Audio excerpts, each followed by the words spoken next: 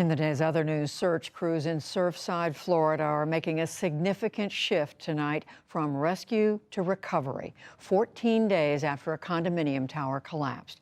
Officials said late today there is, quote, zero chance of finding anyone alive. The confirmed death toll reached 46 today, with 94 people still missing after workers recovered 10 more bodies. Our commitment to this mission is deeply personal. This is our community, our neighbors, our families, and our first responders have truly searched that pile every single day since the collapse, as if they're searching for their own loved ones. The crews have found no survivors since the first hours after the building collapsed. Florida has been spared major damage or any deaths caused by Tropical Storm Elsa. The storm made landfall today on the state's northern Gulf Coast and moved on into Georgia and the Carolinas. It's expected to head back into the Atlantic Ocean on Friday. 3 undercover officers in Chicago are recovering after being shot early today. The attack on the city's south side wounded a Chicago police officer and 2 federal agents. Later, police said they were questioning a person of interest. It came as President Biden visited Illinois. He met briefly with Mayor Lori Lightfoot before giving a speech in suburban Chicago. This year, 36 Chicago police officers have been shot or shot at, up from 22 1 year ago. The World Health Organization appealed today for extreme caution in fully lifting COVID-19 restrictions. Mike Ryan spoke in Geneva as countries around the world are reopening and as infections from the Delta variant are surging.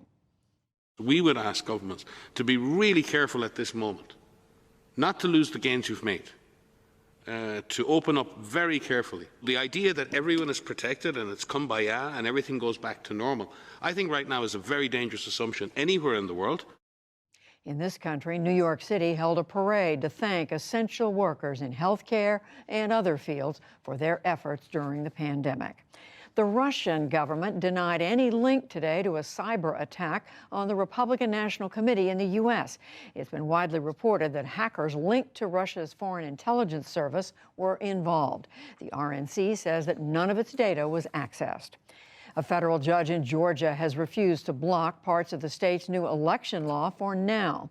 He said today that it's too late to change restrictions on election observers and absentee ballots for runoffs next week.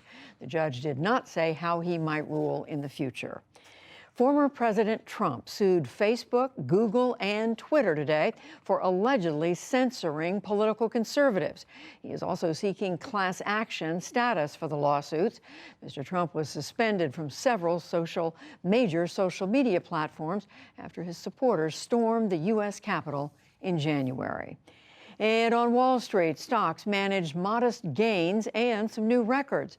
The Dow Jones Industrial Average gained 104 points to close at 34,681. The Nasdaq rose 1 point, reaching a new high. The S&P 500 added 14 for another record close.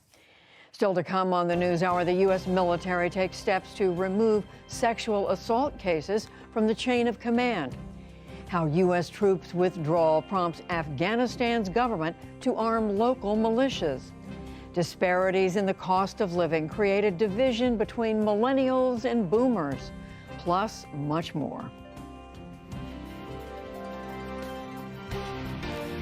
This is the PBS NewsHour from WETA Studios in Washington and in the West from the Walter Cronkite School of Journalism at Arizona State University.